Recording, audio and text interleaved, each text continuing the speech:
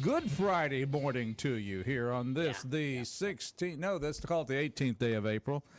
And glad you're tuned in to the two best hours of local live talk radio right here in East Mississippi and West Alabama. We're glad. What you got? You need some ears over there. Whack that board one time. First of all, say hi to Rob Atkinson. Hello. He's got some ear problems over there. Let's see. All right. No, I get it. Now it's nothing. Nothing? Oh, there it is. You see, when you whack the board on that, yeah, that's when it starts working. I'm Roger B., the board whacker. Here's how you fix that. They used to call those jobs producers. Today it's a board whacker. Hey, hold it there. Was it the remake they did of Down Periscope? The guy that does all the electrical. Oh, yes. He's like, here, hang on to this way. He guys just has his toes on the other wire. Barefoot toes. All right, you're clear. Go. That's a great movie. We're gonna be at that point. Here, hold this wire for me. I've been watching a lot of Kelsey Grammer lately. I'm reappreciating how well written the Frasier series was. It's great. I mean, the humor is just top drawer. It's just and it's quick. Oh man, never a dull moment. But anyway, the point is, we're here. It is Good Friday. It's very good. It's a great weekend to remember. It is, and as all of Christianity kind of turns to the resurrection season of the death and resurrection of Christ, we are, as one of our listeners asked, going to conclude our show with the reading of, it's kind of like we do at Christmas, Rob. Mm-hmm. We read a little scripture and maybe end with a song. Would it be fitting to end with, say, Dallas Holmes' Rise Again? Would that be good? I think so. It is that weekend. Well, we'll just do that then. Yeah, Jesus Christ came resurrection from the tomb. The tomb doors rolled away. Mm-hmm. Beautiful. Absolutely beautiful. Of course, this being Good Friday, is Holy Week is coming to a conclusion. So it's not all about the Easter bunny and the eggs now. Let's stop all that mess. You peeps and you chocolate bunnies. And Mommy, I'm confused. Was Jesus an Easter bunny? Oh, God. Maybe somebody out there thinks that. And was the first church of Cadbury? Oh, yeah, old Cadbury. Wonder how much they're going to sell this weekend. Ooh, mercy. Anyway, we're glad you're out there. Of course, we are making a little bit of light of some of the fluff that comes around the Easter season. Yeah, well, it's like any holiday. Why can't we do season. that, though? We can make fun of the fluff, can't we? Yeah, well, there's all kind of fluff when it comes to holidays, because everything's so commercialized now. So, But it is what it is. So now, how did it work in your home growing up? By the way, I will say that I did attend your dear mom's funeral earlier this week. Yes, sir. And a lot of pictures of the family in there, you included. Yes, sir. You were young once. A long time ago, in a galaxy far, far away. Not that long ago. There was hair in those pictures too. Said, look at there's Rob with hair. No, it was kind of good to see those pictures of you and your sister when you're younger. But the point is, was getting around to what was it like for you growing up Easter-wise? Did you have the Easter egg hunt? Did you have the basket with the eggs and the jelly beans and the candies and the peeps and the chocolate? Every Easter Sunday always started with a sunrise service. Obviously, we whether it was Meehan Baptist or Goodwater Baptist, we would always go to Easter sunrise service. Complain about having to get up that early, but Mom would come in there and shoo us up. It's Sunday, I want to sleep. Get up! Okay, all right. So, but we would always go to sunrise service, and then we would hide the Easter eggs after lunch, and have a little hunt, whether it was at my grandmother's house or our house, wherever it was at. But yeah, we did that. So, and you always had like the the prize egg had a little bit of money in it. Somebody always try to find it. It would be like an oversized egg that they would hide somewhere. So got a little bit of money there. So it was always cool to get some cash. I wonder how come the Easter Bunny never told my mom and dad about the prize egg. Yeah, I don't know. They didn't know about the prize egg. That was probably my dad who did that more than likely. Well, I wish your dad would have talked to my folks. Well, you got to be able to have that. Souls, they just did that. So we just had eggs. That money was probably meant to go into the fund for the dentist whenever we ate all of the chocolate bunnies afterwards. So when we got older, but yeah, we did have some fun years for Easter, like I hope a lot of folks will have this weekend with friends and family. But No shortage of events this weekend. I will say that there's a lot of things going on. We got the 3 Foot Arts Festival starting tonight. Whoa, okay. And going all day tomorrow. Of course, absentee voting. And speaking of voting, we're going to have a guest coming up on the show, scheduled in about 15 minutes. I believe he's one of the runoff candidates. Yep, Mr. Joe Norwood in 82's state house race there locally. So, but we'll see what's going on. And his there. challenger is Gregory Elliott. He'll be on Monday. Okay. So you get to hear from both individuals in that race coming up on Tuesday's runoff. So Mr. Norwood today, Mr. Elliott Monday. So there you go. All right. Well, Joe will be coming on a little bit later this morning. Looking forward to that.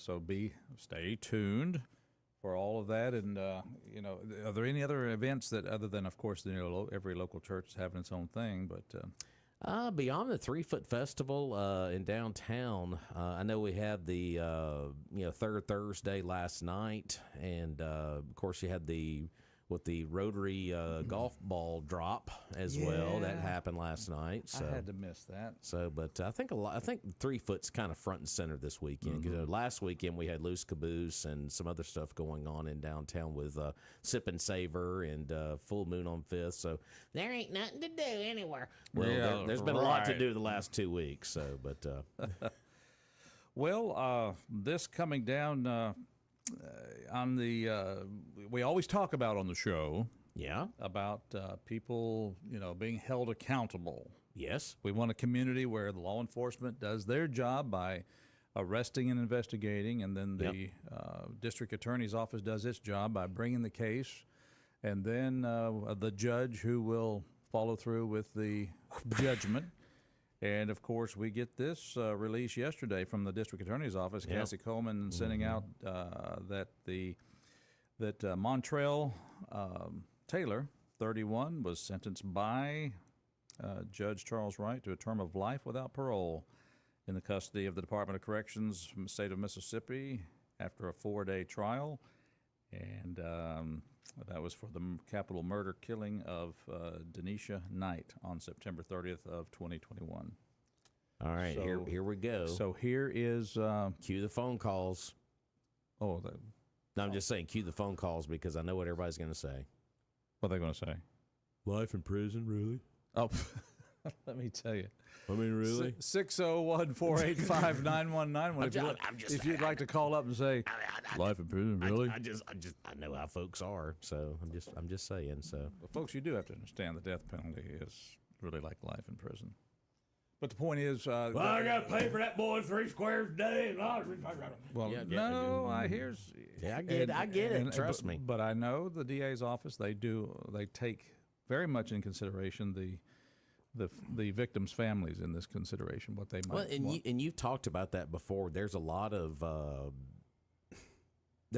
underlying things that go into a trial like this. When it comes to the sentencing, life in prison, because I think that's been kind of if I'm wrong, but really the last few trials we've had here in Lauderdale County. Of course, this killing happened in 21, where the individual, their sentence has been the life in prison term. I don't think we've had anybody sentenced to the death penalty here locally, but there is a lot of things that go into it, the input of the family and it's a lot of intertwining things that goes into that. But yeah, Cassie sent that statement out yesterday. I read it yesterday, and I thought it was a good decision on their part, a pretty speedy trial there in a 4-day period, I thought, and did a good job there. So that was, I think the arrest was actually made, I guess, by the Sheriff's Department back in October 22nd of 2021.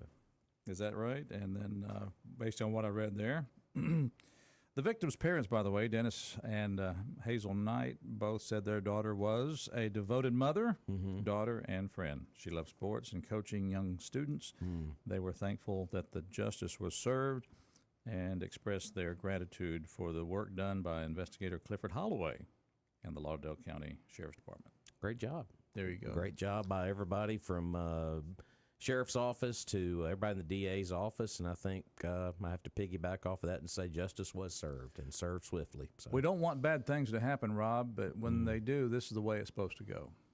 This is the process. I mean, the DA's office continues to, in my opinion, do a great job. So did a great job in this case, and they'll do a great job in other cases coming down the pipe. So Sad to hear that evidently another campus Man, that was bad. another campus incursion down in Florida, Tallahassee, Florida State. Yeah, I messaged Seminoles. I messaged my wife immediately because that's right there in her neck of the woods where she, grew up most of her life, and I think it was around about 11:30 yesterday when I got the notice from some folks down there in Florida what was going on, and of course I immediately jump on the phone. I'm like, hey, where did it happen? All this and that, but unfortunately, the sad part about that situation is that and I hate to use the name of the person who did obviously was behind the gun, but was a son of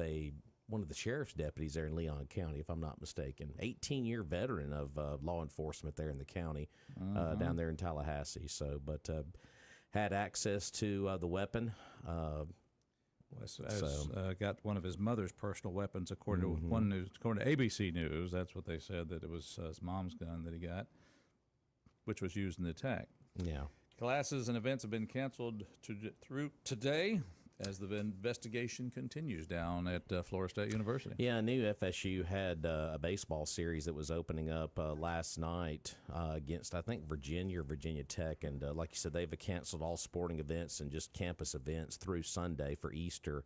But I think they're holding a vigil today there on campus. And, Roger, you're pretty familiar with that area just like I am. That is a very big campus.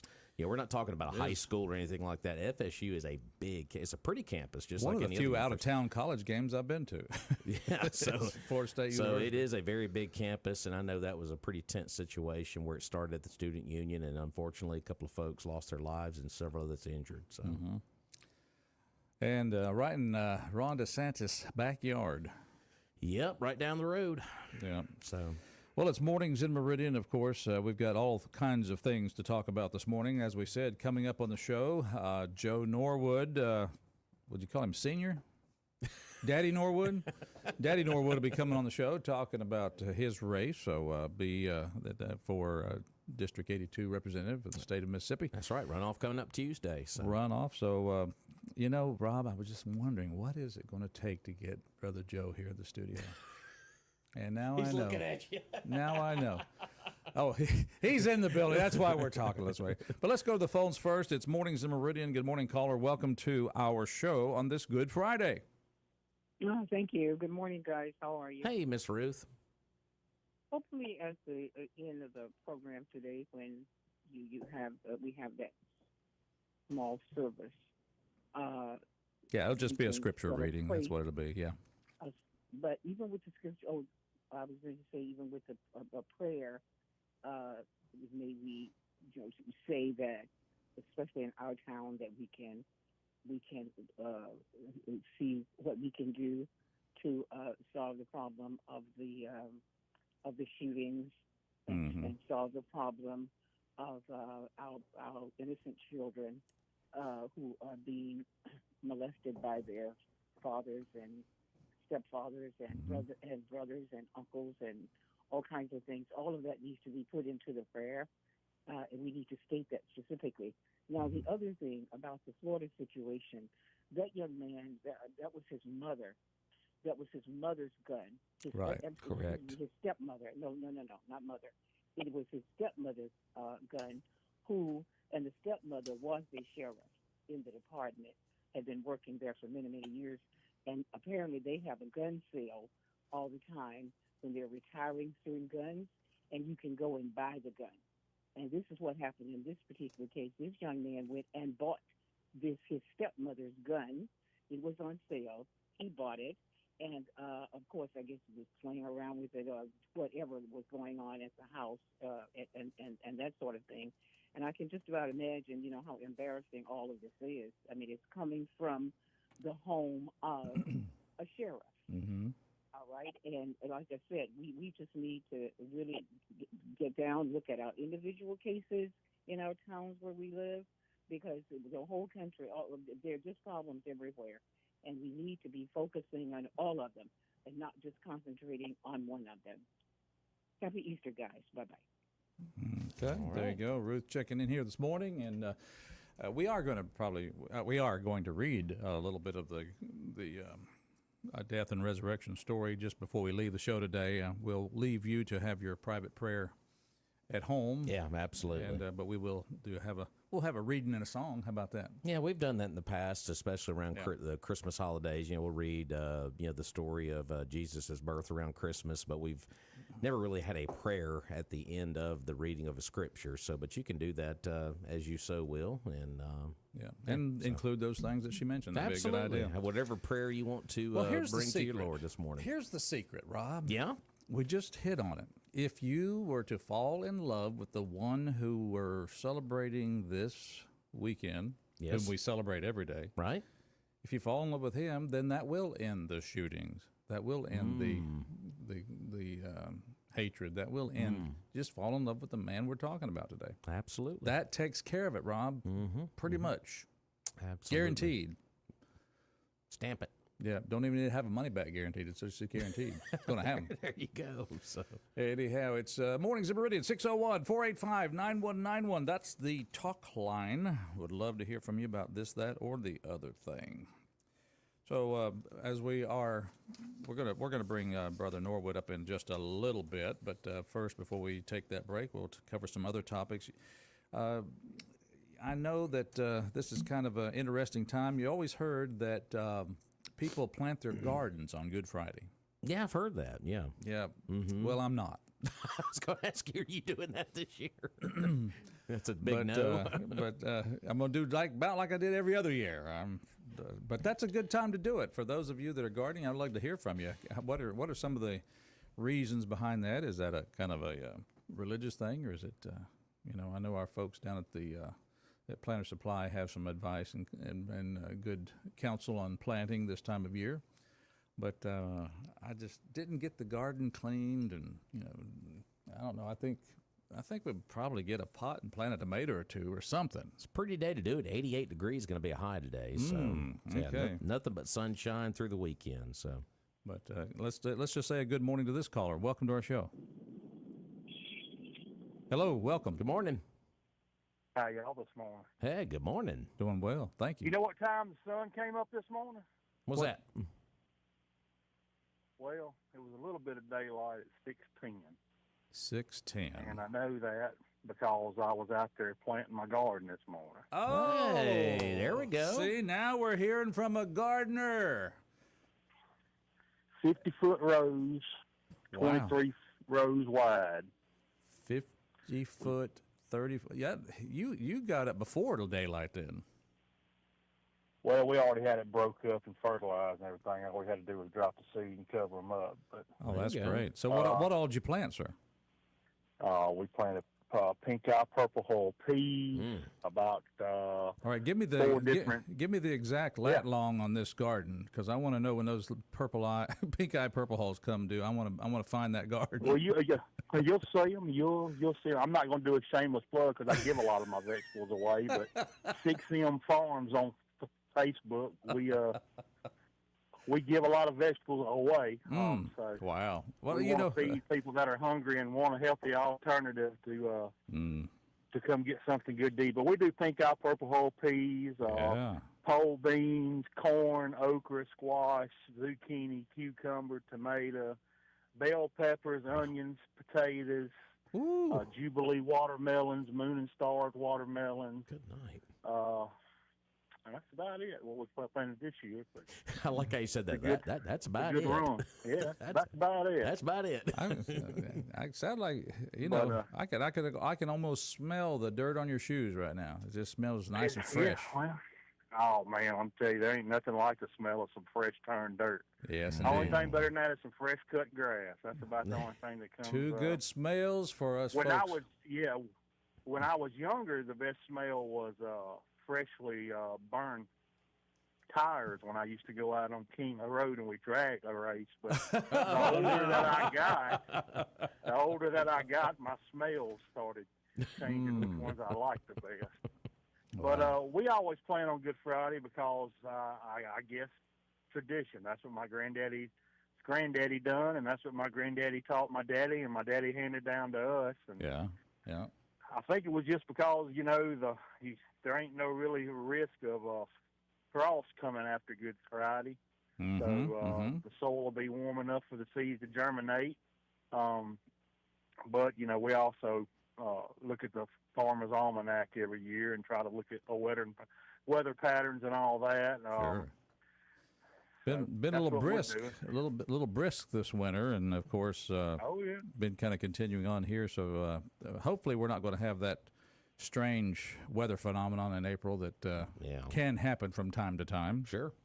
Yeah, don't want that April or a blizzard sneaking up on us for sure. That's right. Well, good report. I appreciate you checking in and giving us it's just a good tradition, a good time of year to make sure that the earth is prepared to start germinating the seeds. It is, and I do want to say one other thing, and I'm glad you got him on your show today. But I really hate to lose Supervisor Noah Wood. As a supervisor for our county, because he has done a spectacular job over these last couple of years. He's an advocate for both the county residents and also his jurisdiction there inside the city, and that's what it's all about. It's working the people inside. Some of the other supervisors get overlooked because they're inside the city limits, but that is still inside Lauderdale County.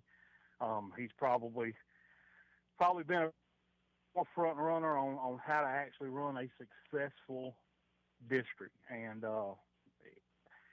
it'd be good to get him in this spot, but we're still gonna miss him here in Lauderdale County. I'll tell you that much. Well, okay. Well, that's too bad. He stepped out to the men's room while you said that. He could have heard that good comment, but we'll pass that along. We'll pass it along to him. So. And it looks like we enjoy the show. I was just checking you out on Facebook. It looks like you got eggs too. We do sell eggs, yes, sir. How much you having to sell those now per dozen? Well, we haven't gone up. Our eggs are $4 a dozen. Are those pasture they're farm raised? fresh eggs. And they are free range eggs, and they ain't all white. Some of them are brown, some of them are pink, some of them are green. We got all kind of different. Well, you're all ready for Easter. I'd say we don't have to dye anything. All you gotta do is boil them, and you got your eggs ready to go. Oh, that's great. But we just hatched some quail out. We're starting some quail. Never done them before, and that's a very interesting bird. If you've never done that, I suggest doing it. It's good to have a little hobby. There you go. You got more than just a hobby there. You got a full-time job going. And then we just took 72 eggs, and I'm putting them in our hot box in our incubator. We got 3 days left, and we'll have some baby chickens. Oh, that's great. Good deal. Well, sir, I'm so glad it'd be good if I learned to sell those, but for some reason I just can't. My daughters get out there and they start handling them, and we can't eat them because they love them so much. Oh, we can't sell them because they love them so much. And just love them so much. I'm telling you, so much. They just love them so much. Love it. Hey, good call. Thank you so much for checking in with us. Y'all have a great morning. Thank you too. All right, we'll take a break. When we come back, we'll have Joe Norwood on the air with us. I'm Roger. He's Rob. Yep. It's a Good Friday. It is. It's a very good Friday. We'll be back.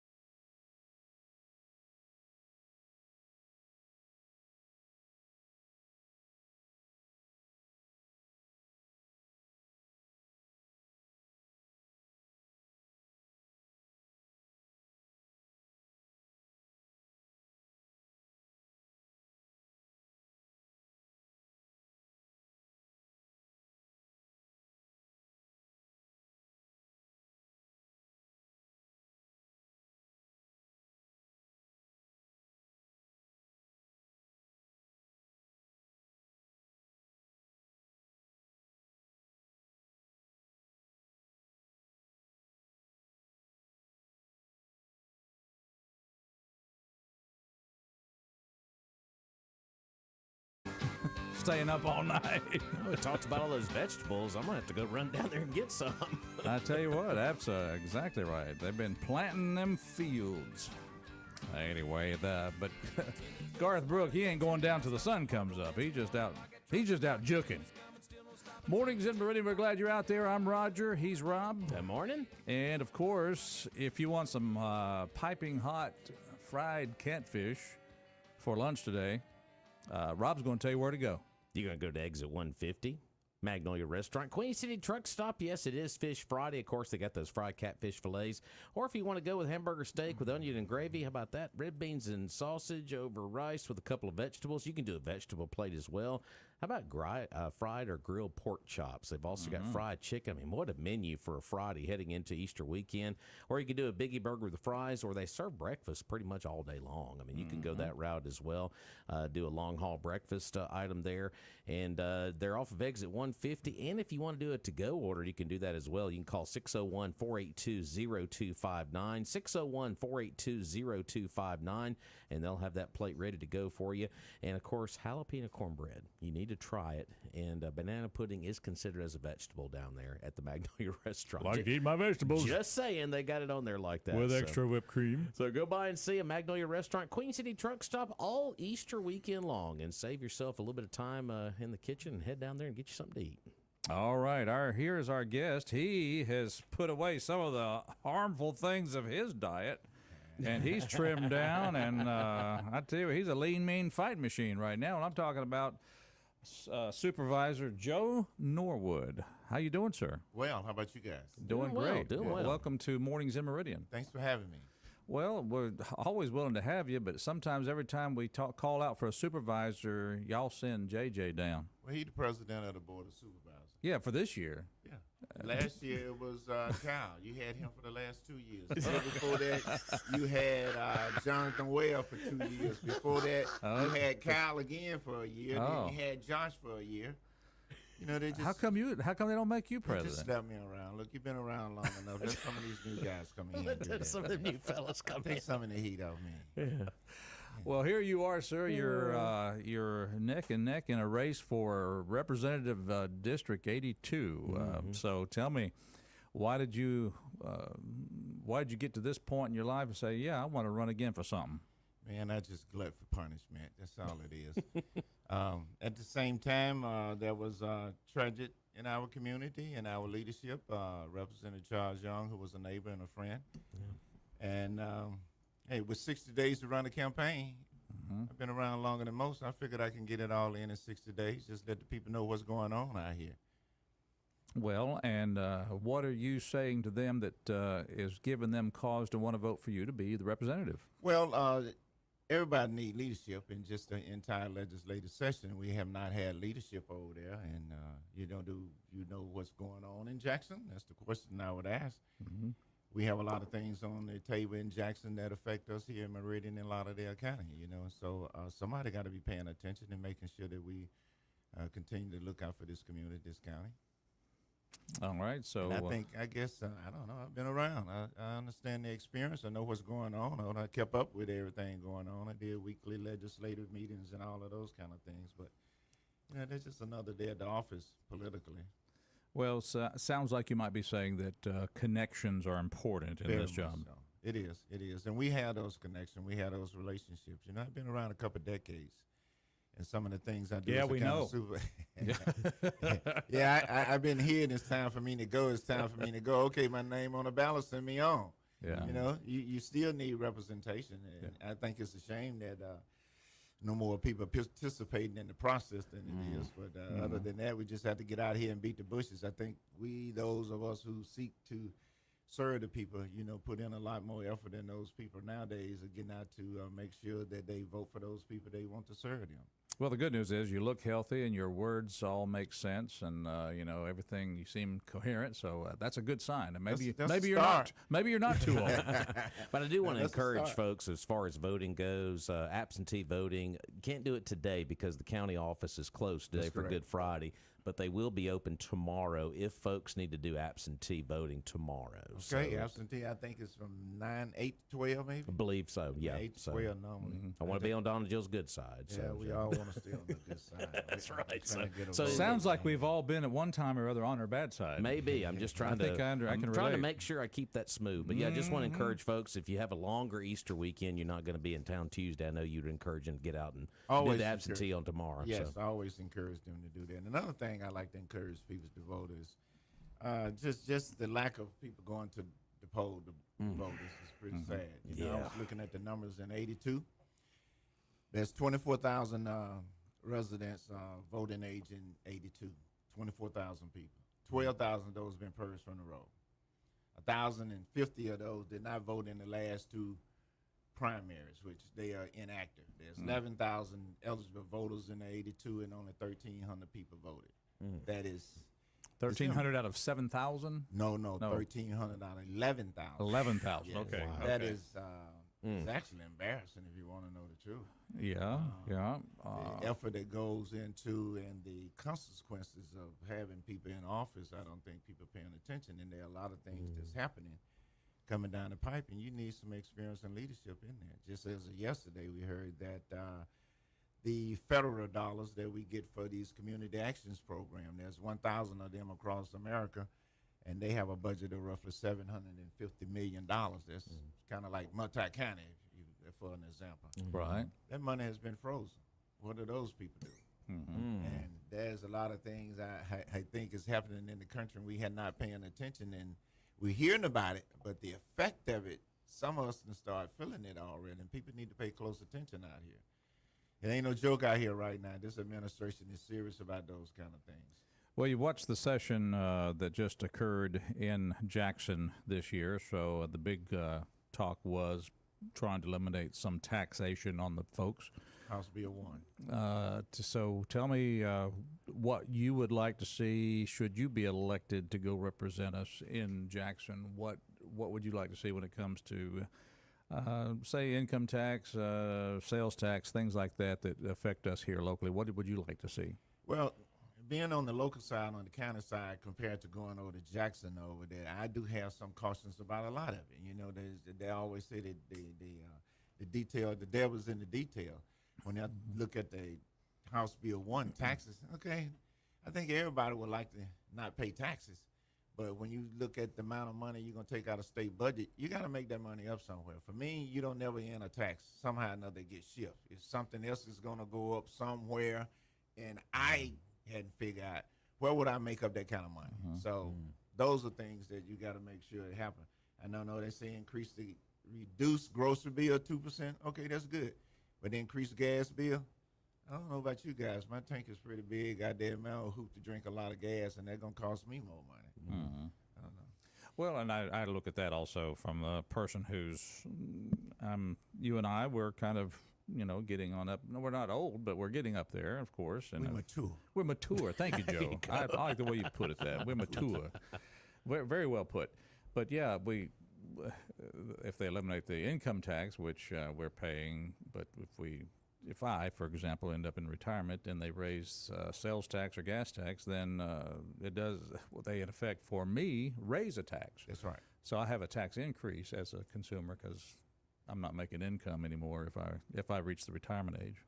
So that's something to consider too for those of us that are aging. And I can see the logic of maybe eliminating the state income tax and putting the burden on the retiring boomers to feed us with a sales tax increase or gas tax increase. Yeah, I'm one of those boomers. I've been fed those taxes all my life. I take them, but at the same time, the tax and the revenue part is going to go somewhere. And when you're on the local level, whenever the state say mandate something for us, most of the time they don't appropriate any money for it. So when it come down here, we got to find a way to do it. If they fall short over there, they're just going to move it on down the line to the counties and the cities. So when you say you're cautious about eliminating tax, are you saying you're against elimination of the state income tax? I'm not saying I'm against eliminating this. Is that I hadn't sat through all of these meetings like they have. I do know when you take that kind of money out of your budget, it got to be made up somehow or another. And I hadn't figured out how that money can be made up without shifting all that money back down to the local level when they fall short. I try to keep up with it, but I don't know. We're still working on it. That's what I mean by being reserved about a lot of that, because if grocery tax going down 2%, okay, I may benefit from that. But if the gas tax is going up 9 cents, it just costs me more money. I think I'd ride around town probably have to more than most people do. You know, I got to go here, go there. Yeah. And then the people who make the less income. I mean, you know, vehicles are not cheap nowadays. And well, I'm one. I probably put 50 miles on average, 50 miles a day, 6 days a week on my vehicle. So I'm kind of out there burning it. So yeah, it would affect me in a large degree. Yeah, absolutely. So, all right, but maybe there's a Joe Norwood plan, something that you want to display right here on the radio that you would like to take to Jackson. Is there anything like that? Or what? There are some things I like to take to Jackson, and it's just my wisdom and experience to have a balance about what's going on in Jackson. I think sometimes we get in this gang and we elevate ourselves more so we do the community. And I've been asked many times, what legislation you work on. Well, if we just pay attention to the legislation that already old that affect us, that's enough to keep a lot of people busy. We don't think about East Mississippi State Hospital. That's some of the best we have here. You got to be working on stuff like that. You know, think about tourism. You know, we was kind of a little skimmish this year on our tourism bill. There's some things we need to get done there. We don't think about our volunteer fire, those kind of things. There's a lot of resources that come out of Jackson that benefit the people here in Meridian. All the educators, the PERS system, you know, that's crazy. I think the legislature supplemented that last year to a tune of $100 million. You can't continue to do that, but at the same time, that's enough right there. If you stay in touch with that, you know, those kind of things. We have a lot of forest issues, a lot of grant programs when it comes to recreation. Did you say forestry issues? Yeah, forestry. You know, we have fish and wildlife. There's a lot of locals apply for grants and all that through those things. I think if you can focus on just those things that's available to us. For me, if I say to you, I'm going to write this bill on that, hey, I'm a minority over here in Jackson in the state capitol. You think I got the votes to pass it? So I tend not to put all of my energy and time on telling you I'm going to write a bill or draft a bill if it's something that's going to benefit us, the city or the county. Yeah, good. But my number one priority is basically be on top of those things that affect us right now. All right. We are visiting with Joe Norwood. He is a supervisor for Lauderdale County, but he's running for District 82 representative for the state for the state of Mississippi. Absolutely. Any question, Rob, that you had in mind? Well, I just had to ask this because, you talked about the death of Mr. Young. And I tell you what, it's got to be a big honor for you to be on this ballot to try to fill those shoes because he was a titan, I think, over there in Jackson. He was. And the whole family goes back before his father served 3 decades there. And I think Chuck was in there for like 13 years. Yeah. Chuck and I was neighbors, friends. He and I was on the two could say, hey, I'm your supervisor and you my state rep. That's Nobody great. else in this county could say that. I love that. The two of us. And would he vote he's for you? Would he vote for you if he knew you was running? Absolutely. Without question. Let's take a phone call here at Morning Come Zero. on now. He would endorse me. I was just trying to find out what kind of neighbor. Yeah. 601-485-9191. Good morning, caller. You have a question for Mr. Norwood. Well, not really a question, but more of a comment. Okay. I just heard Mr. Norwood say that East Mississippi State Hospital was a great asset to this area, and I could not agree more. And it needs to be larger so we can house more people in it.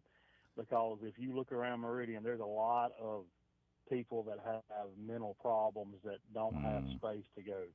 A lot of our homeless population are not really homeless. They're mentally ill people that wander these streets, and we really need that. So never really heard a politician say anything like that before, but I think that's much needed. I just wanted to comment on that. Y'all have a great day.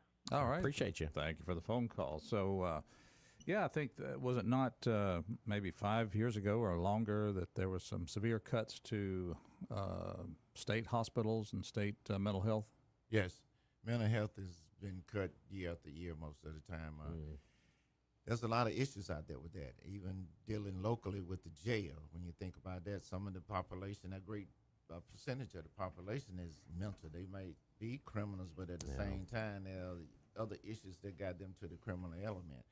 I know we're going to someday be building a jail and all. I propose making sure you have a mental wing in it, because other than that, if the state hospital does not have a place for someone, a Ward Calhoun end up incarcerating a mental person there until somebody can find a bed. So my idea of new jails would make sure that you have a mental health wing involved in all of that, so that way you ain't housing those people maybe under the same roof but not in the same part or facility or however you do that. That's a trend going on across the country. So that would be the county paying Absolutely. for mental health services. Would they get any money from the state for that? Well, those things will have to be worked out. I mean, because the state does not have a bed for someone, they can easily have that person in the sheriff department have to incarcerate those people. But they don't need to be in jail. They need to be in a mental institution. So if we got to house mental people in jail, why not, if you're going to build a new jail, have some kind of wing resource over there to deal with it. Jailers and sheriff deputies are not nurses and health professionals and stuff like that. All right, we have another phone call here at Mornings in Meridian for Joe Norwood. Good morning. Good morning, guys. Come in peace. Peace, love love. everybody. There's nothing you can do about it. Yes, sir, Mr. James. All right, Mr. Norwood, if you do get elected, When? now you leave a hole. You say when? Yes, all right. sir. When you get elected, you leave a hole in the county supervisor. Are you grooming anybody, or do you have any looks? You just leave that open, and then citizens put who they want in there. Hey, You speak on that. Look, I won't be able to handpick anybody and put in there. The voters will make that decision when that time actually comes. You know, there are a lot of people you can say groom every election year. I have someone ask me, are you going to run again? Are you going to run again? And I say, yeah, if you don't run, I'm planning on running. I've been having people tell me that forever. Then other people moved on to run for other things. And I don't know. If I give my advice, it sounds good on the surface, but it don't work for them in those true leadership roles, because that's mine. Because most of the time they want your advice, but when you give it to them, they ain't really listen to you. they not, you know. It'll be interesting. I think we'll create some new leaders in this community. Do you have any interest, Miss Cincinnati James? Do you have any interest in that? No, I'm not able. You have to be there, before you, what's the qualification? Run 2 years? I don't know. You're When a I came resident 2 in, years? in the city, I think you had to be in the city 2 years. When I came in, maybe I just got grandfathered in another time frame, but you had to be in your district at least 30 days to run. Or 6 months, or they could Yes, be. yeah, there's some different rules for county officers. It'll change by the time you get ready to run. By the time that position, There you don't go. worry about it. Bingo. Yeah. There you go. And I like to say I would never be in a position that people would choose someone like me to run. You never know. Hey, look, it's a different time out here nowadays. The gang is the same, but you know the players are coming in. They're a little different. You know, it's an elevation of self these days. It ain't too much concern about a lot of the needs of a community. I don't think. They talk a good game. All right. It's just not playing. All You right. guys have a good day on Good Friday and Fun Friday. Thank All you. right. Same to Thank you. you. Miss Cincinnati James checking in here. Pretty good to hear from him. By the way, I'll tell you what, we'll take just a break here for a second to talk about what happens if you are driving down the highway and that rock flies up or that debris flies up and hits your car, cracks your windshield, makes a peck, or perhaps a crack or a big old bust to the windshield. There's no problem. Just go to A&A Glass. That's right. Adam Carmichael and Adam McCree can get you back on the road fast, whether it is that rock peck or that complete windshield replacement. They're located at 217 22nd Avenue, a couple of doors down from the Children's Museum, or as we like to say, 217 Sela Ward Calhoun Parkway. You do like to say I that. do like don't you? that. Sela's going to come get me for that one. She every time. should. Yeah, Come get him, Sela. I deserve Get it. him. But anyway, but they're open right now. Actually, going to be open up in a few minutes. They'll be there till 4 o'clock this afternoon. But good folks down there, get your windshield fixed up right. And, of course, call ahead of time at 601-693-GLASS. That is 601-693-4527. They've been number one for several years running.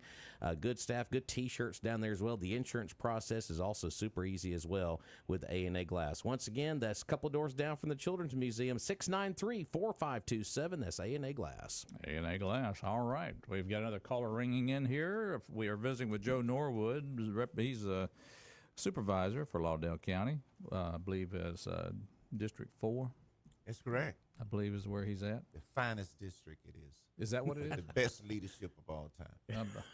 Of all time is true. When did you first take that office? I came in on the 2000 term. Yeah, about 2000 So, term. Wow. It has been for all time. Let's take a phone call here. Good morning, caller. Hey, good morning, and thank you for taking my call. Yes, sir. Let me preface by offering my condolences to my friend, your colleague, Rob Atkinson, in the loss of his mother. Yes, Thank you, sir. I appreciate that. Yes, sir, absolutely. Well, look, I was listening to the previous caller, and he asked an interesting question.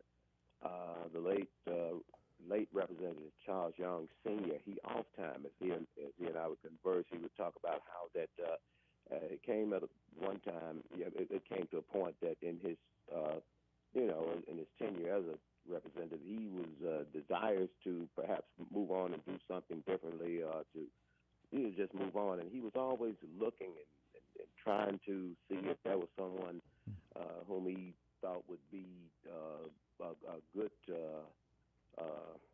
service of the account. I use that language, language we all can relate to. In other words, he was always looking for someone whom he thought could replace him and serve the people, like he did. And so Cincinnati James asked a very interesting question.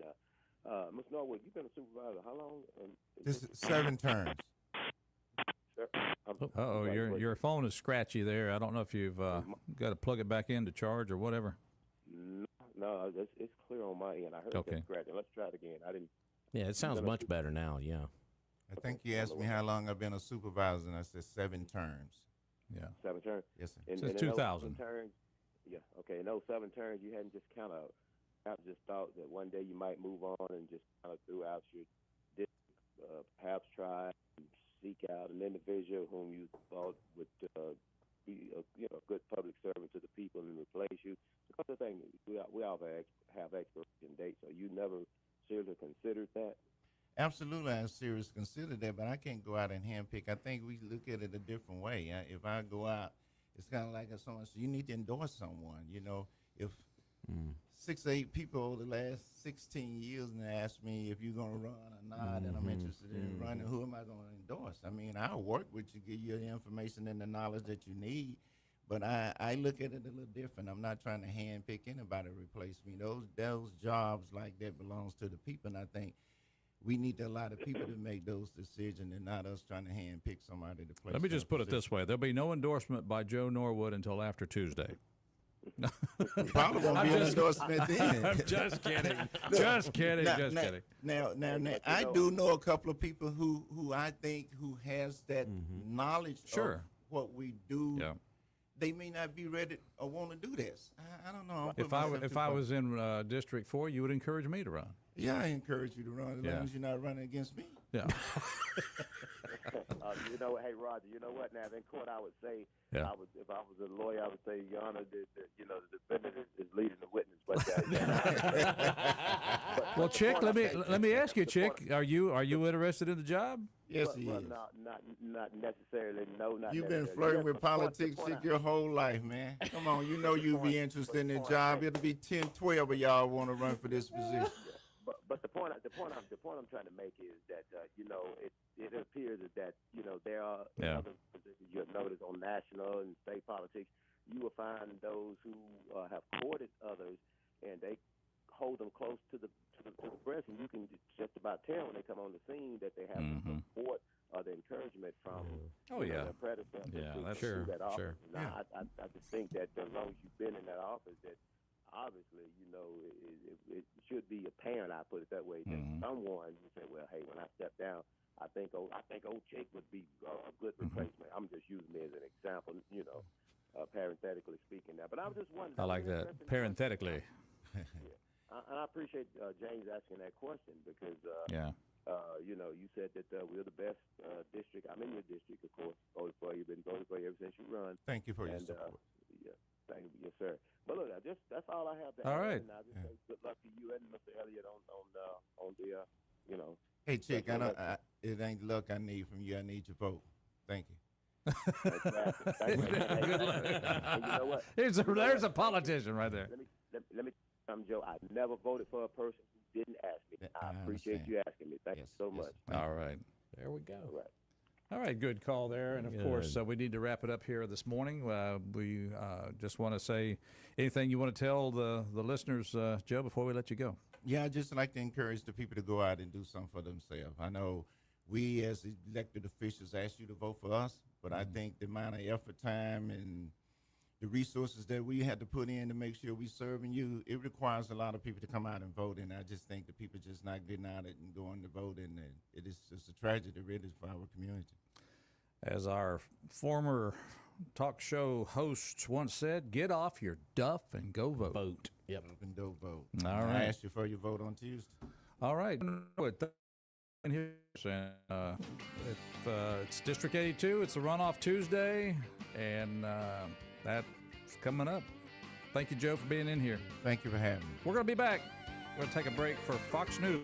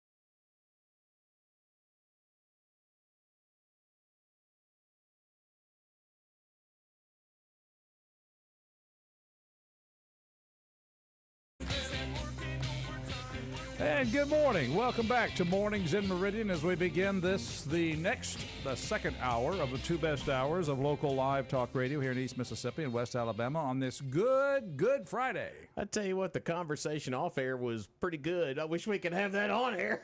That was great.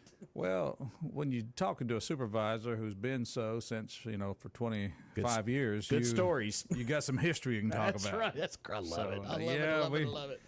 That maybe one day, Rob. Maybe our last show. Well, if you want to make it today, I mean, we'll go ahead and... No, I'm just kidding. Maybe one day. Just kidding. Our last show. Yeah, but wish him all the best. Joe Norwood, 7 terms as supervisor. Mm-hmm. And, of course, seeking that 82 seat. And, folks, I really do encourage you. Like he said, Roger, he gave the numbers out of folks that went out and voted. Mm-hmm. Good night. I mean... Yeah, well, it's all that saying holds true. A democracy is where you always get the government you deserve. Absolutely. So if you want to absentee vote for that particular seat, you can't do it today because the government complex is closed for Good Friday, but they will be open tomorrow 8 until noon if you want to go down there and absentee vote for whatever reason. You're not going to be in town Tuesday, appointments or whatever. Mm-hmm. But, that is going to be one of the 2 races on Tuesday. We have Ward 3 Democrat runoff there as well. So in the city for the council. So, which actually involves his son. So, but yeah, politics. All right, and at the end of this hour, we're going to end with just a couple of passages from the last 2 chapters of the book of Luke relating to the death and resurrection of our Lord and Savior Jesus Christ, and we're going to read that and end with a song, "I'll Rise Again," or "Rise Again" with Dallas Holmes. It just kind of end the show that way on this Good Friday, so I hope that's okay for you folks. Be listening. But are you ready for a story? Yes. And this is a short story. I have a friend, and his father, he's over in the Pearl. His father lives in Pearl.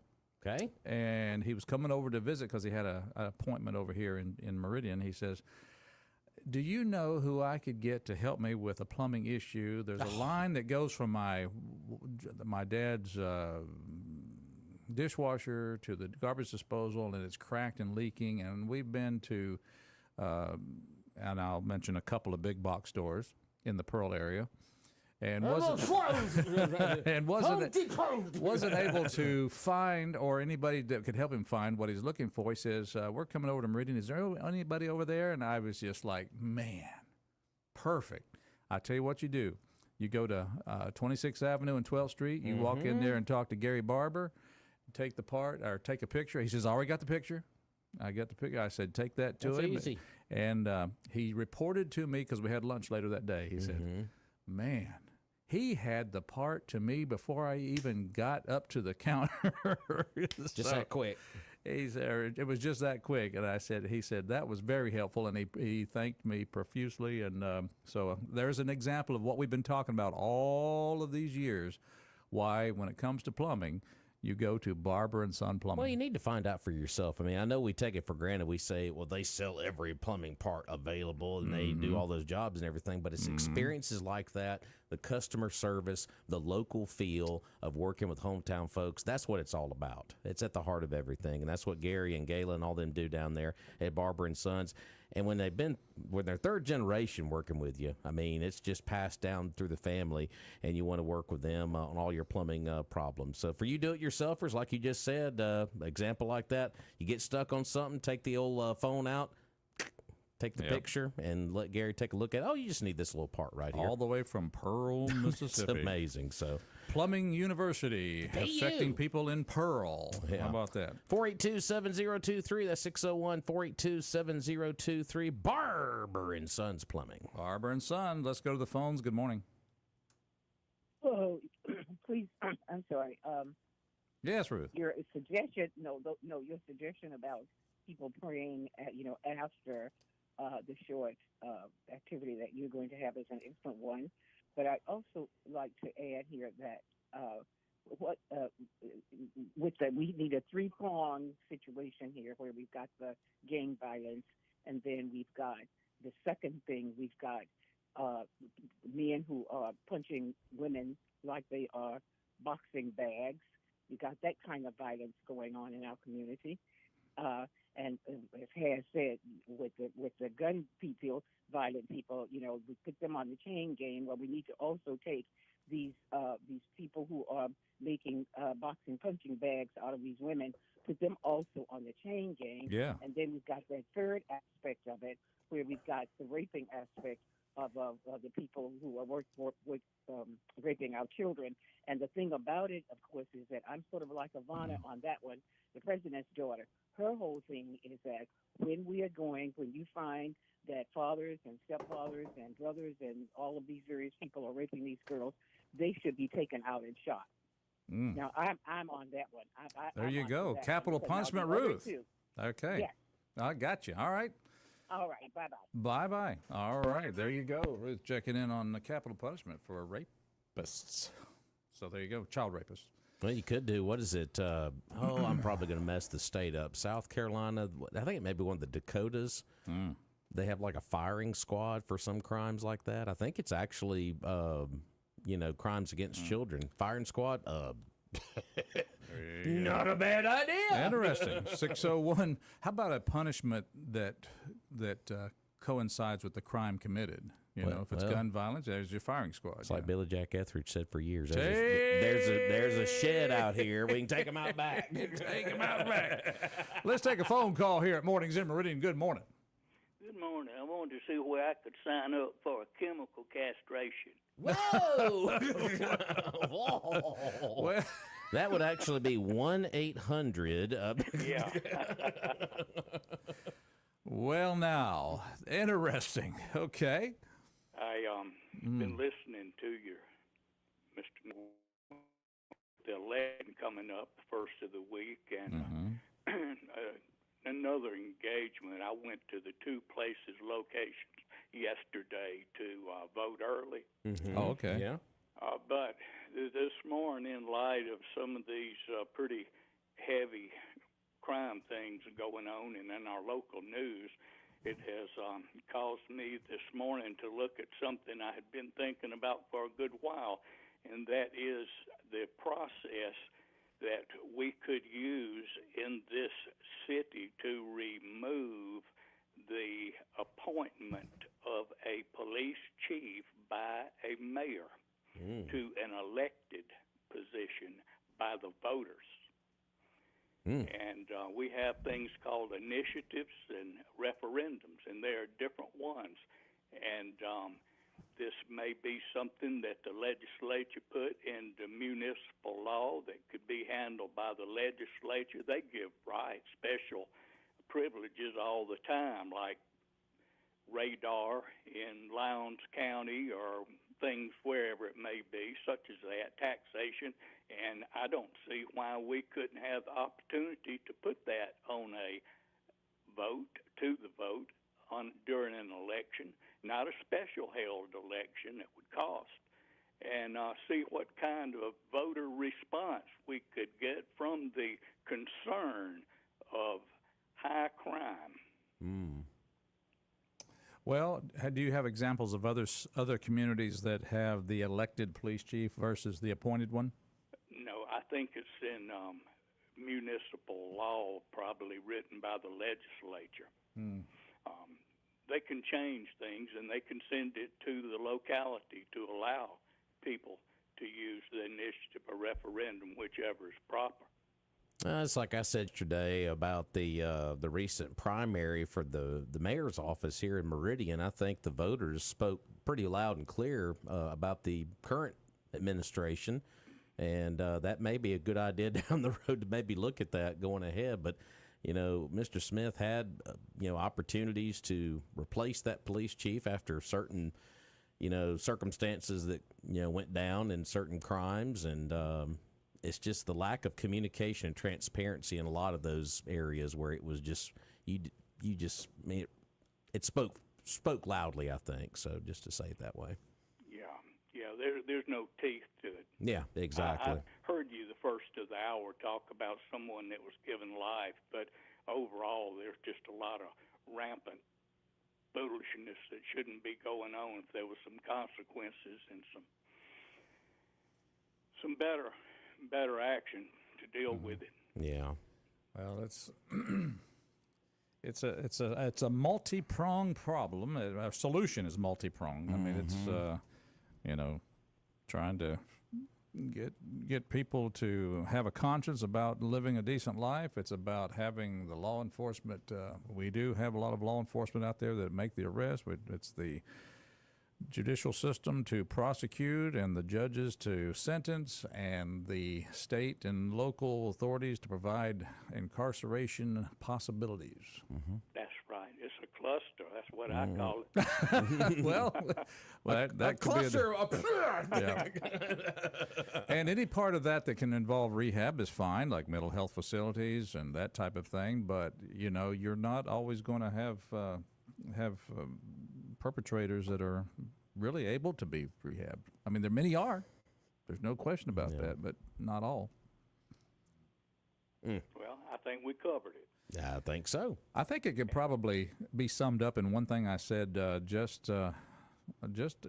think it was yesterday. We were taking off from the airport and kind of banked over the prison at Lost Gap. Oh, okay. Kind of looking down on that. I'm sitting there thinking about how free I'm flying above them and how incarcerated they are there.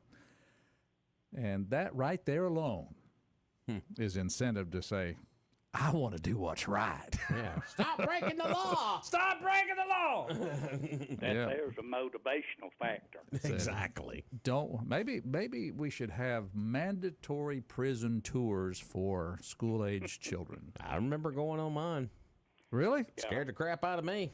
Well, there you go. So I've been there and done that. And one of the guys that was sitting there looking through the bars looked at the little girl next to me and said, "Boo." And she broke out in tears. It was interesting. And I bet she's a law abider today. I bet she is. I bet she is. I have reached out for some assistance in trying to research this that I've discussed with you about. And should I get something of interest more, I will share it in the future. All right. Okay. I like that. Good deal. Sounds good. Y'all. Thank you. You're welcome to do so. Sitting on the front porch, probably smells eggs and bacon's cooking in the kitchens. That's nice. That's a nice morning. Biscuits fresh nice out of morning in Meridian, right That's there. right. All right, it's mornings in Meridian, and look at this. Look at the phones here. Come on in here. Let's get these phones going here. Good morning, caller. How you doing? Hey, good morning, Lefty here. Lefty here. Lefty here. Here's Lefty. Somebody asked my name and said, Lefty here. They said, that's a strange last name. Lefty here. What's going on over? About this judge that gave this guy a life sentence. Yeah. My question is this just crazy talk or what? But if you took a life, shouldn't you get what you did? We're going to have to keep this guy up for God knows how many years, 3 hots in a cot every day. Lefty. Even if he were sentenced to death row, you would be doing that for many, many, many, many years. I know it's the average of 20, 25 years on death row. Something like that. So Yep. you're not saving a lot by either one of those two options. Not much of an incentive not to kill somebody, though, is it? Well, I would say life without parole is pretty good incentive for this cowboy.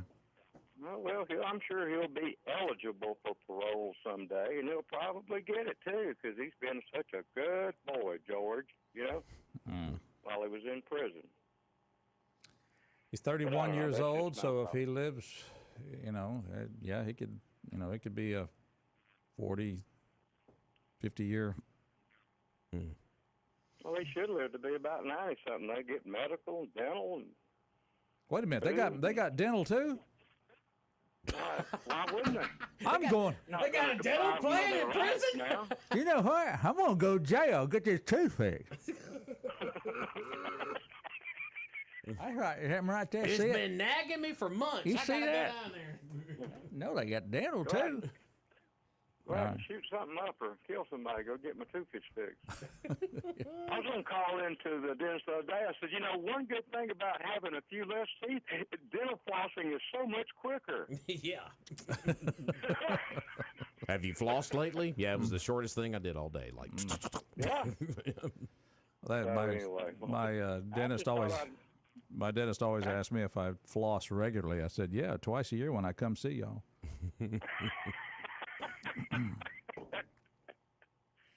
Anyway. Well, all right, Lefty. Good to hear from you. Hey, happy Good Friday to you. We all too. And is it supposed to rain today? No rain in the forecast today. Okay, it's just overcast. Yeah, just a little overcast this morning. Looks like the next chance is going to be Monday, about 90% on Monday. So. Well, I'm glad I put that fertilizer out yesterday in the front yard. Yeah, I think the rabbits will rejoice. I was looking at next week, 90% Monday, 90% Tuesday. So it's going to be a pretty wet week coming up next week. So at least we'll have a nice Easter weekend. So. Right, then. Yeah. The problem is Lefty's glad he put that fertilizer out, but all the neighbors are complaining about the smell of that cow manure. Ah! It wasn't funny, was it? That was an attempt. That was just an attempt. All right. Good to hear from you, Lefty. Y'all have a good one. Yes, sir. You too. All right, you too. Listen in, brother. All right. But no, I remember on the farm when the spreader truck came. I remember. You couldn't. You smelled it up at the house for a little while. 601-485-9191 is our talk line. Good morning. Good morning. Good morning. Yes, welcome. Well, you were talking about the police chief, and an earlier caller Yes. Mentioned about electing a police chief like we do the sheriff. I understand the logic of that, but I did want to remind you all that the reason we've got such a huge problem right now with so few Meridian City police officers was the previous mayor of 8 years, Mr. Percy Bland. He had 9 different police chiefs in 8 years. Whoa. And I can read them to you right now if you'd like. James Lee was the first one, who lasted from July 2013 until actually there was one before when Mr. Bland took over, but until May the 6th, 2014. And then there was Buck Roberts, who was an interim, Benny Dubose, who abruptly resigned in January 2020. Lewis Robbins, he had been a chief before. John Griffith was acting. Charles Coleman.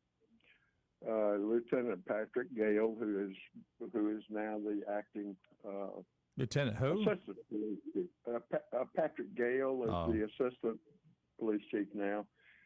Ronald Simpson, and then Chris Reed.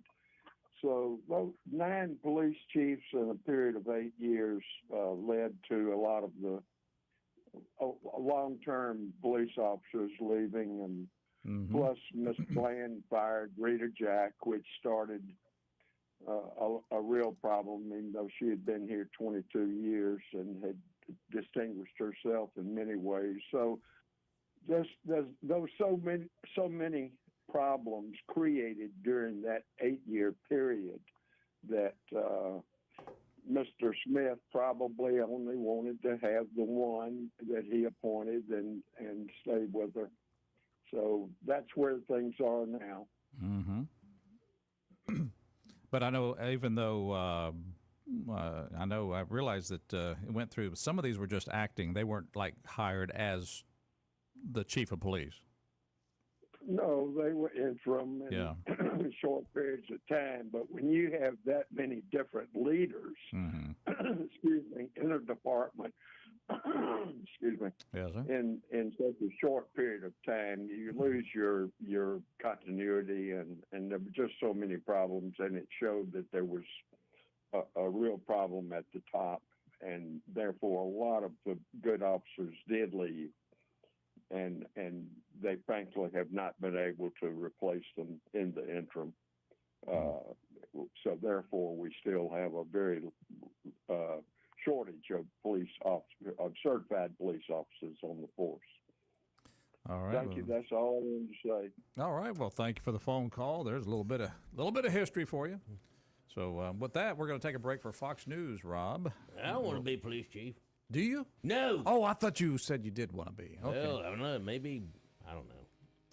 Probably need a little law enforcement experience. What do you think? Yeah. Mornings in Meridian. We're going to take a break. Yeah, lots to talk about, and we'll do that.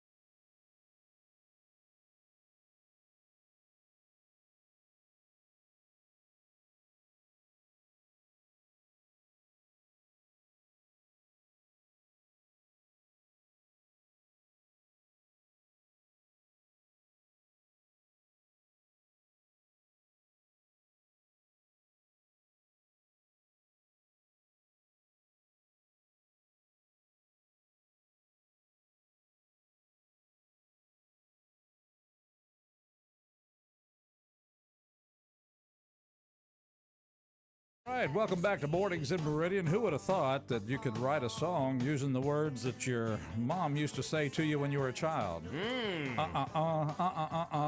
No. Stop it. It's Mornings in Meridian. Roger, Rob, and you. Good combination on this Friday morning. Good Friday. Yep. I tell you what, hope everybody gets their pink-eyed purple hulls in the ground and some corn and maybe some butter beans. Butter beans are good. Yeah. Get those in there. Getting some maters set. Get some maters set out there. Do you do any gardening? Mm-mm. I ain't home long enough. You know, that's I'm just not at home long enough. I'm never home.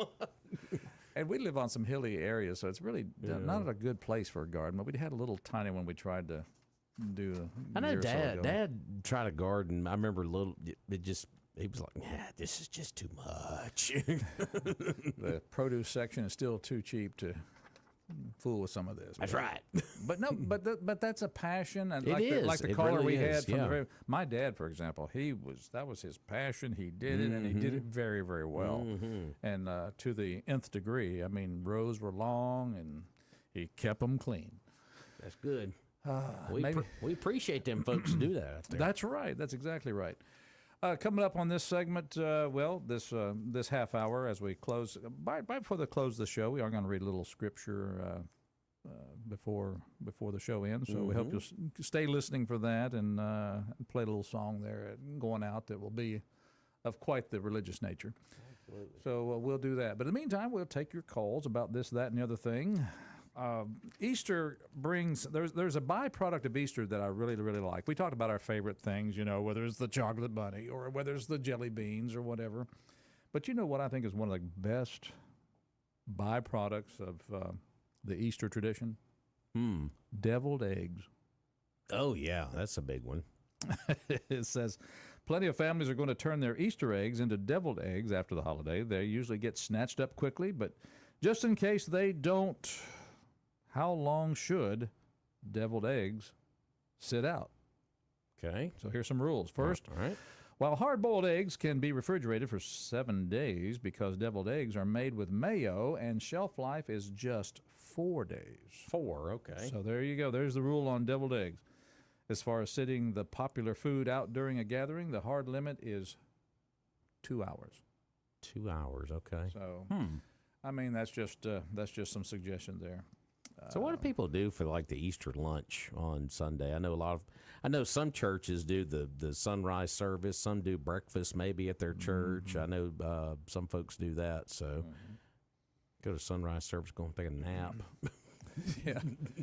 It's trying to get it.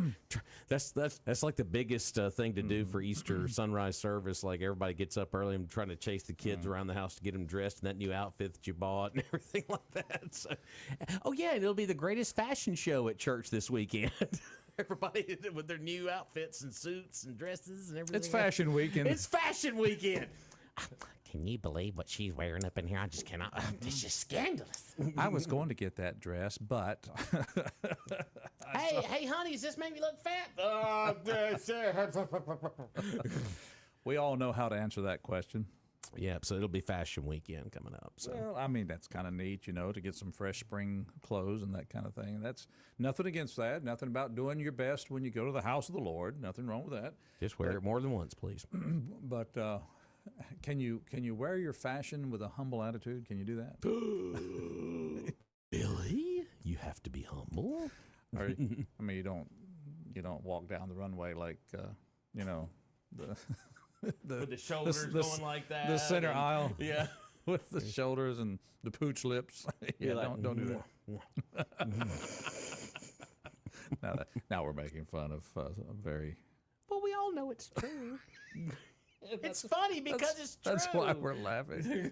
That's why you have to. That's why we're laughing. Because everybody has one or two of them at their church. But I love spring. I love especially now that the pollen is kind of dying back and the leaves are green. It's fresh. It's warming up. It is just a great time of year. Absolutely. So yes, But I've always liked those, you talk about sunrise services, those that go to sunrise service and they check it off. All right, that's church for today. Right. Yeah, we're done. That's good. Got it all the way early. All right. Had a preacher one time say, it was like, oh, it's Easter service this weekend. Okay, well, we're going to see so-and-so for their first visit of the year. Then we'll see them probably in December. So for the resurrection, and we'll see them for the birth later on this year. I'm like, good night. The C&Es. Yeah. You're talking about C&Es. I know it. C&E Christians there. But no, get it. Hey, regardless, I will say this. If you find your way to a house of worship this weekend, that's not a bad thing. No, it's not. So all jokes aside, it's do it. A good weekend to do it. So, all right.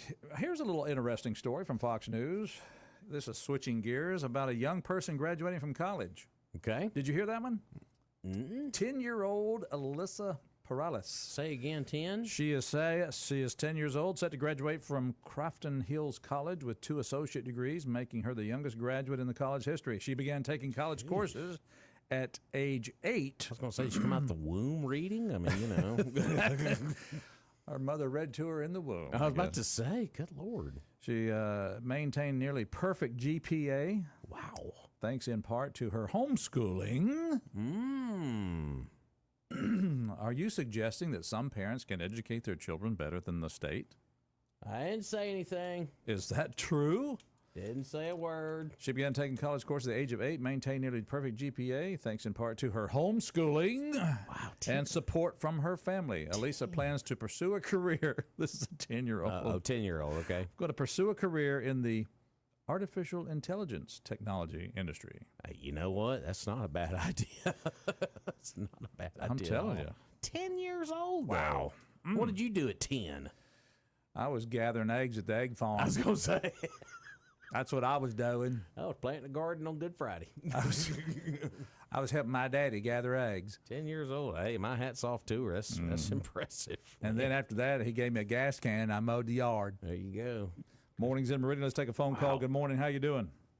Hey, what y'all were talking about earlier, you call that Christmas poinsettias and Easter lilies, and the lilies will be out Sunday. Yes. The poinsettias and the lilies. They're all going to be blooming. There you go. It's Mornings in Meridian. Let's take another phone call. Good morning. Oh, this is the last time I'm calling. I want to respond to this gentleman who was talking about Mr. Bland. No. Bless your heart. He needs to call he needs to call the other rate. Nobody, black people generally do not listen to this station. So you have preached. I don't know. We've got a lot of black callers. What you need to do. No, I'm telling you. Oh, okay. I'm telling you because. Yeah. A lot of. Hey, by the way, here's a news flash for you. A lot of white people don't listen to this station either. I like that. Okay, all right. So, but anyway, that gentleman needs to be calling some of these other stations where black people are listening because they are doing the voting. Remember, we are doing the voting. Yesterday we talked about there are 23,000 black people in this town and only 11,000 white. So in your particular case, hey, wait a minute. That makes whites the minority. Black people are listening. The voters are listening. Yeah. That's what you need to do, sir. Well, bye-bye. Wait a minute. He's not here. He's not here. Yeah, good Lord. Okay. Get a hobby. Now, let's just say she said that was the last time she's calling. Mm-hmm. I think she meant today. Is that what she said? Okay, probably so. All right. It's Mornings in Meridian. Let's take another phone call here, shall we? Are whites able to apply for certain benefits now since they're the minority in Meridian? I'm just saying. Mornings. She brought it up. I didn't, Rob. She did. Come on now. Yeah. Let's say good morning, caller. How you doing? Hello. Are you there? Hello. Good morning. How everybody doing good today? Hey, Mayor Benny Campbell, Sucalina, Mississippi. Well, I just came across a little poem that impressed me so much. Yeah. I wish I'd have written it. The man by the name of Russell Stelfar wrote it, and if you don't mind, I'd like to quote it. Go for it. All right. It's called "You Are Who You Are for a Reason. You're part of an intricate plan. You're perfect and precious, unique design called God's special woman or man. You look God, state. He knit you together within the womb, for you are just what he wanted to make. The parents you have are the ones he chose.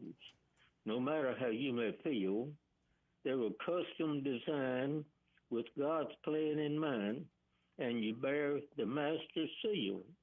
Know that trauma that you suffered, it was not easy, and God wept that it hurt you so, but it was allowed to shape your heart so that into his likeness you would grow. You are who you are for a reason. You were formed by the master's rod. You are who you are, dearly beloved, because there is an almighty God. Hey, good one, Benny. Nice. Thank you for that. I hope everybody has a happy Easter and have a great day. Oh. So good to hear from Benny this morning. Great poem, and so true. Yeah, absolutely so that's true. Good stuff. Well, it's Mornings in Meridian. We're having fun. You too still have time to call in if you'd like. 601-485-9191. 601-485-9191. I'd love to hear from you. And while we're talking about some interesting and strange stories, evidently there was a McDonald's manager who helped save a girl from a kidnapping in Colorado Springs. Helped rescue a young girl when he recognized the man that she was with was a convicted sex offender. Contacted the police, kept the suspect in the restaurant until officers arrived and arrested him on multiple charges. Good for him. The girl who had been lured from the apartment complex was safely reunited with her parents, and authorities are praising the manager for trusting his instincts. Stranger danger. Every once in a while, folks, you know what we have to do, Rob? Got to get involved. That's right. Got to take action. Good on him for that.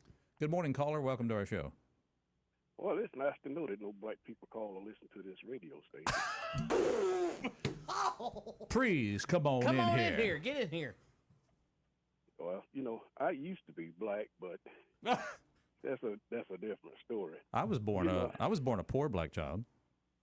Well, the kind of work that I do, you know, it changes a man, and so that's what changed me. Well, you know, it's.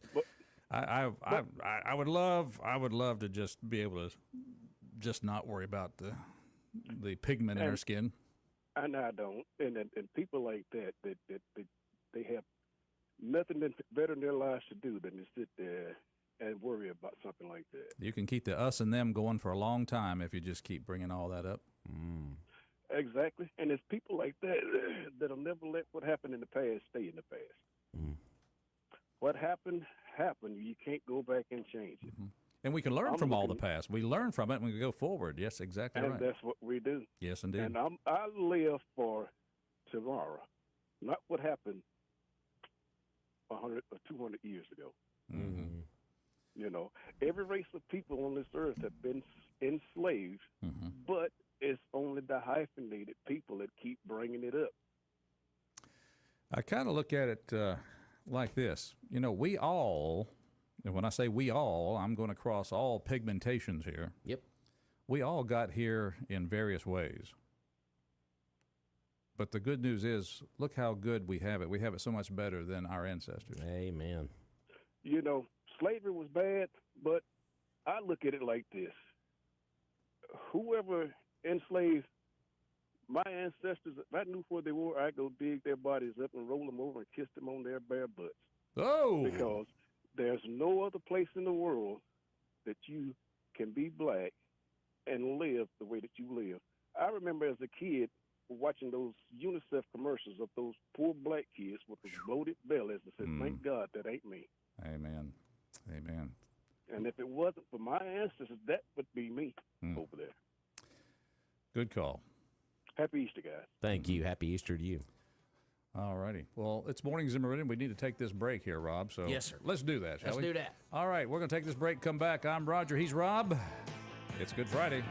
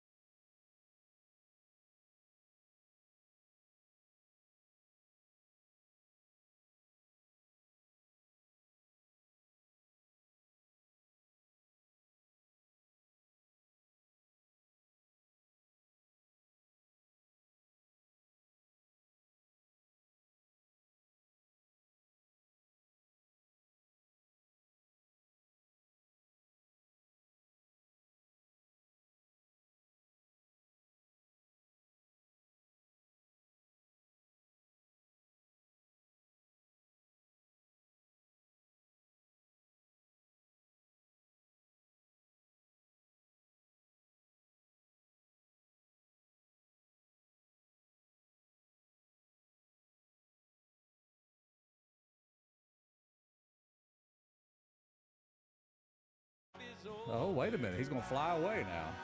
Fly away. Alan Jackson. That's good stuff. Wait a minute. Maybe that's going to have to be the song we end on here. I tell you what, that's a good one. You start church hymns, I'll be here all morning with you. Well, I'm going to tell you something, right? You know, it was funny. This Alan Jackson, his mom always wanted him to do a religious album, and he put that together for her. And I remember when that album came out.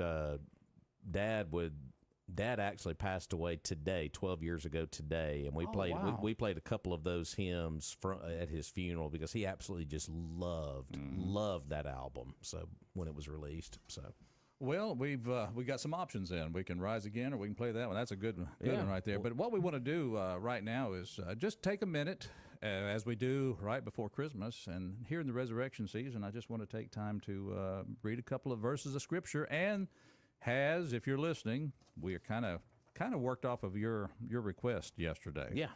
So I hope you are out there. But let's see, we have Luke 27 and Luke 28, certain passages from both of those, and one of them has to do with the death of Christ, and the other one has to do with the resurrection. That's right. So Rob and I drew straws, and I'm going to bury Jesus, and he's going to raise him up. Sounds good. Is that the way it's going to go? Sounds good. Okay. All right. Here we go. This is Luke 27, verses 45 through 54. Now from the 6th hour until the 9th hour, there was darkness over all the land. And about the 9th hour, Jesus cried out with a loud voice, saying, Eli, Eli, lama sabachthani. Yes, that is to say, my God, why have you forsaken me? Some of those who stood there, when they heard that, this man is calling Elijah. Immediately one of them ran and took a sponge, filled it with sour wine, and put it on a reed and offered it to him to drink. The rest said, Let him alone. Let's see if Elijah will come and save him. And Jesus cried out again with a loud voice and yielded up his spirit. Then, behold, the veil of the temple was torn in two from top to bottom. The earth quaked, the rocks were split, and the graves were opened up, and many bodies of the saints who had fallen asleep were raised. And coming out of the graves after his resurrection, they went into the holy city and appeared to many. So, with the centurion and those with him who were guarding Jesus saw the earthquake and the things that had happened, they feared greatly, saying, Truly, this was the Son of God. Now after the Sabbath, as the first day of the week began to dawn, Mary Magdalene and the other Mary came to see the tomb. And behold, there was a great earthquake, for an angel of the Lord descended from heaven and came and rolled back the stone from the door and sat on it. His face was like lightning, and his clothing as white as snow. And the guards shook for fear of him and became like dead men. But the angel answered and said to the women, Do not be afraid, for I know that you seek Jesus who was crucified. He is not here, for he is risen. As he said, Come see the place where the Lord lay, and go quickly and tell his disciples that he is risen from the dead, and indeed he is going before you into Galilee. There you will see him. Behold, I have told you. So they went out quickly from the tomb with fear and great joy, and ran to bring his disciples word. And as they went to tell his disciples, behold, Jesus met them, saying, Rejoice. So they came and held him by the feet and worshipped him. Then Jesus said to them, Do not be afraid. Go and tell my brethren to go to Galilee, and there they will see me. Just got chills. We serve a risen Savior. Absolutely. Amen to that. Folks, God bless you on this Easter season, and I think we're going to do a little game change here. We're going to go out with that Alan Jackson song. I think it'd be appropriate, So, God bless everybody, and have a great weekend. Absolutely.